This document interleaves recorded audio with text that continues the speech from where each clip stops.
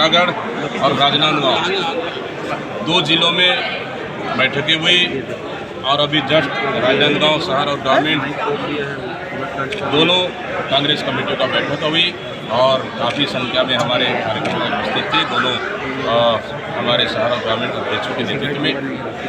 इस बैठक का मकसद है कि आने वाला 7 जुलाई को हमारे राष्ट्रीय अध्यक्ष माननीय मल्लिकार्जुन खड़गे जी रायपुर आ रहे हैं, छत्तीसगढ़ आ रहे हैं और रायपुर के साइंस कॉलेज में किसान जवान संविधान जनसभा को संबोधित करेंगे, क्योंकि इस सरकार पे 1.5 साल की सरकार पूरी तरह से फेल हो चुकी है।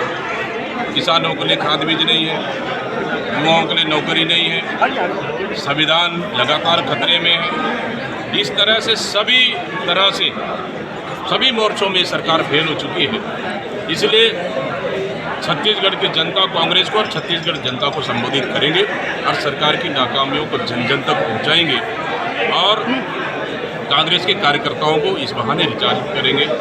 तो इसलिए उसकी तैयारी के लिए आज हम लोग राजनांदगांव जिला मुख्यालय में बैठक हुई और आज की इस बैठक में सबको ऑलरेडी तैयारियां कर रहे हैं। तो मैं फीडबैक लेने आया था, कम से कम यहाँ इस राजनांदगांव जिले से हजारों कांग्रेस के कार्यकर्ता और किसान और जवान यूथ यहाँ से शामिल होने के लिए हमारे 7 तारीख के कार्यक्रम में शामिल होने रेत कांड की घटनाओं को लेकर हम लोगों ने अल्टीमेटम दिया था 8 तारीख को। उसके बाद और कुछ आरोपियों को इन्होंने गिरफ्तार किया है।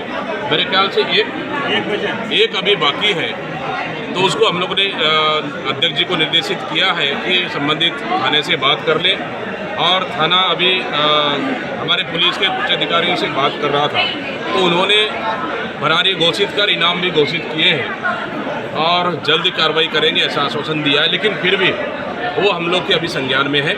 लेकिन फिलहाल अभी हम लोग 7 तारीख की तैयारी कर रहे हैं। 7 तारीख के बाद निश्चित रूप से